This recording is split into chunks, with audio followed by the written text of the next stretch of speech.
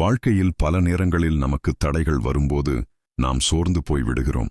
ஆனால் ஒரு சிறிய செடி நமக்கு கற்றுத்தரும் பாடம் என்ன தெரியுமா? ஒரு பெரிய மலைப்பகுதி. அங்கே எங்கு பார்த்தாலும் வெறும் பாறைகள் மட்டுமே இருந்தன. ஒரு துளிமண் கூட இல்லாத அந்த கரடுமுரடான பாறை இடுக்கில் ஒரு சிறிய விதை விழுந்தது.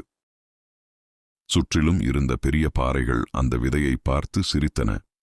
உனக்கு இங்கே வளர இடமே இல்லை, நீ எப்படி வாழ்வாய் என்று கேலி செய்தன.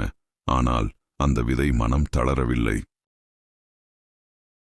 மெல்ல மெல்ல தனது வேர்களை பாறையின் இடுக்குகளில் செலுத்தியது. விடாமுயற்சியுடன் அந்த பாறையை பிளந்து கொண்டு ஒரு அழகிய செடியாக வெளியே வந்தது. இன்று அது அந்த மலையிலேயே மிக அழகான பூக்களைக் கொண்ட செடியாக வளர்ந்து நிற்கிறது.